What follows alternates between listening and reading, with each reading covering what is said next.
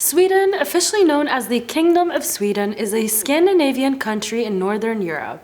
It borders Norway to the west and north and Finland to the east, and is connected to Denmark in the southwest by a bridge tunnel across the Øresund Strait. At 450,295 square kilometers, Sweden is the largest country in Northern Europe, the third largest country in the European Union, and the fifth largest country in Europe by area. Sweden is well known for its outstanding scenery as well as its beautiful people. In this video, I will be talking about 10 surprising facts about Sweden. How's it going, FTD Facts family? I hope you're doing really well. You look really well. I'm doing well too, thank you for asking. It's your girl Rawan Hedefa, and I'm back with another one of your favorite episodes. Before I get started with this video though, make sure to give this video a big thumbs up and make sure to smash that subscribe button and ring that bell so you can be notified of our videos. So the first fact is that Sweden was the first country to ban spanking by parents. Corporal or physical punishment in all forms is banned in Sweden, including parents' right to spank their children.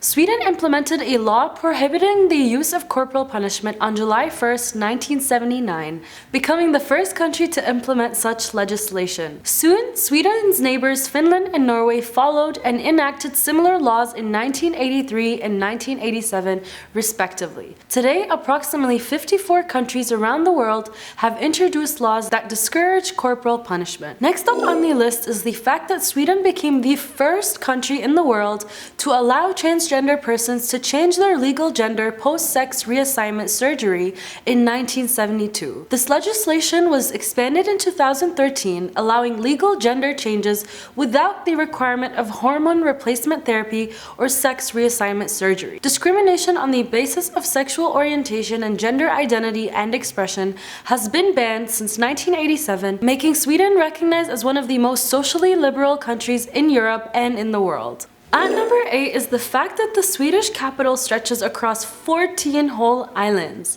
Stockholm is Sweden's capital city, and its urban area has an estimated population of 1.6 million. The city extends across 14 islands that are located where the lake drains into the Baltic Sea. The city is the center of Sweden politics, economics, media, and culture. Apart from being the seat of the Swedish government and several of its agencies, the city also speaks volumes of history, including Drottningholm Palace, the official residence of the Swedish royal family, renowned for modernity and design. The city is the birthplace of IKEA, a global furniture retailer representing Sweden through its brand colors and naming of their merchandise. Known to be an easygoing town, Stockholm is known for its Viking past and kind-hearted people who love to go for a fika, which is a daily ritual to have coffee and cake with friends. Next up on the list is Sweden's right of public access, which is of fundamental importance for the public's visits to and presence in the countryside in the form of outdoor life activities, recreation, and nature-based tourism. Similar, although not identical, relations apply in Norway and also Finland. The basic principle for the Swedish right of public access is that it is the existing landscape with its characteristic features and traits and associated enjoyment that is accessible as long as the tolerance limits for what one can and cannot do, principally known as disturb not, destroy not. The right of public access in Sweden essentially allows nature lovers to enjoy outdoor activities like walking, cycling, skiing, and camping with minimal restrictions. With the exception of private homes, gardens, and cultivated land, anyone can explore any part of the country or camp anywhere they wish. Fact number 6 actually has to do with Sweden's national parks. In 1909, Sweden became the first country in Europe to establish national parks. That year, the Riksdag, which is Sweden's legislature, passed a law to establish such protected areas, resulting in the creation of 9 national parks. 7 additional parks were founded between 1918 and 1962, as well as numerous others in subsequent years. Sweden currently has 29 national parks that cover a combined total area of 731,589 hectares. At number 5 is the fact that Sweden is home to the famous ice hotel in the village of Jukkasavri. The hotel is crafted each year from 2-ton blocks of ice from the nearby Torn River. Starting from scratch, the hotel starts to take place as soon as the cold season arrives in the Arctic.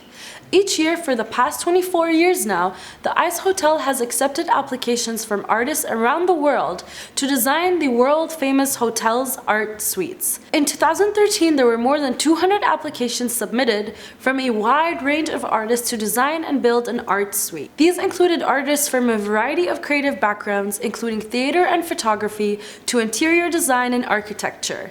Around 15 applications are accepted with their design and head there in November to build the suites, and usually there's about 80 rooms and suites available. In addition to the entrance hall, the hotel has a chapel and an ice bar named Absolute Ice Bar. Next up on the list is the fact that the Swedes invented nicotine replacement gum. So if you or anyone you know has ever given up smoking with nicotine gum, you can give thanks to Sweden. The first product, known as the Nicorette, was developed by Leo AB in Helsingborg. It followed the observation that smoking Swedish submariners would switch from tobacco to chewing tobacco or snus to receive their nicotine fix when on duty. Nicorette wasn't the first time anyone put nicotine in chewing gum, but what they did do was develop a polymer that controlled the release of nicotine into the bloodstream, making it possible to control levels, allowing for a sustained release and a steady withdrawal, helping millions of people quit for good. Sweden might not be the first place on your mind when thinking of space exploration, but it does lead the world in one key astronomical way. It has the world's largest scale model of the solar system. Emanating from the Ericsson Dome, the world's largest hemispherical building in Stockholm, the model reaches 950 kilometers away in Kiruna, where the concept of termination shock at the end of the solar system is marked.